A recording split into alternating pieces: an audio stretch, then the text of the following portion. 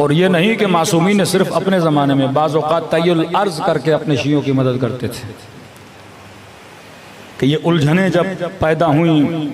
मराजे के हवाले से मैंने एक किस्सा जिक्र किया। शेख अब्बास क़ुम्मी अपनी मफ़ाती जनान में लिखते हैं कि एक इस्फ़हान का ताजर, देखिए मासूम तायद किस तरह फरमाते हैं कि आज अगर मैं इस नेटवर्क को मजबूत करना चाहता हूँ माली मदद के ज़रिए खुम्स देके,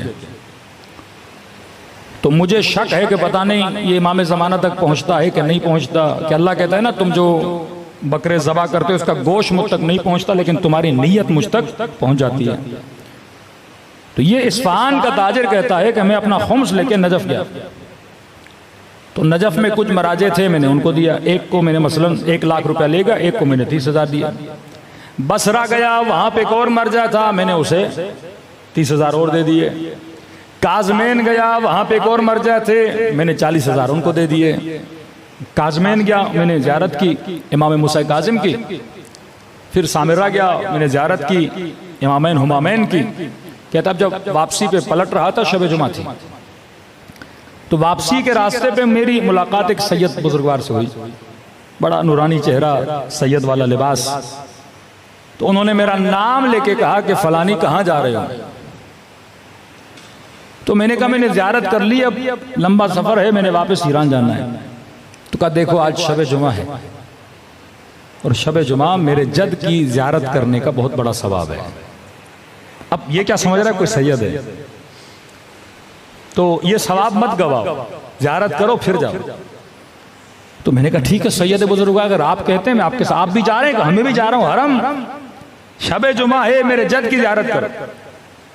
कहते हैं हम उनके साथ चलने लगे। कहते हैं रास्ते में एक जमीन का प्लॉट था, वो किसी सैयद का था। वक्त के हाकिम ने उस प्लॉट पे रोड बनाया, कब्जा करके किसी सैयद के घर पे रोड बना दिया। हमारे मराजे का फतवा था कि क्योंकि ये मकान गस्बी है तो शिया इस जमीन से न गुजरे, क्योंकि गस्ब हो चुका है। तो जैसे वो प्लॉट आया तो मैंने उस प्लॉट से दूरी इख्तियार की। तो इन्होंने कहा कि दूर क्यों जा रहे हो? मैंने कहा महाराजे का फतवा है यहां से नहीं गुजरना। का फतवा सही है, लेकिन क्योंकि ये हमारा ही प्लॉट है लिहाजा हम तुझे इजाजत देते हैं कि यहां से गुजरो। कहते अब भी मुझे बात समझ में नहीं आई।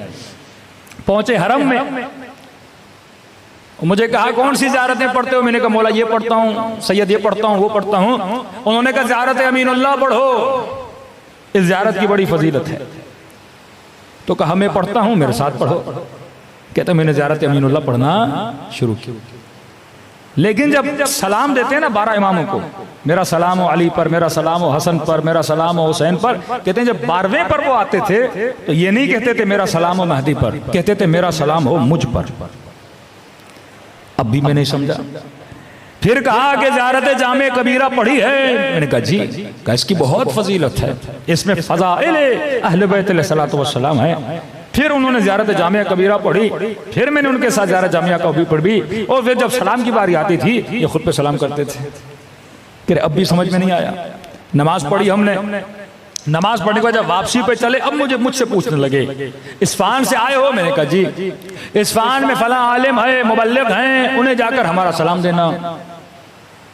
फला काम करते हो? कहा जी। अल्लाह तुम्हारे रिज़्क़ में क्या अता करे? बरकत अता करे। कहा कि आपका बहुत शुक्रिया कि आपने खुम्स अदा किया,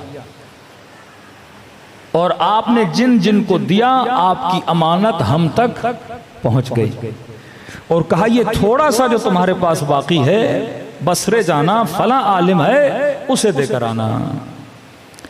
अब कहता है मैं रास्ते में चल ही रहा हूं। अब कहते हैं ना जिन जिन की भी इमाम से मुलाकात हुई उस वक्त जहन को इजाजत नहीं होती थी सोचने की कि सोचें सामने कौन है।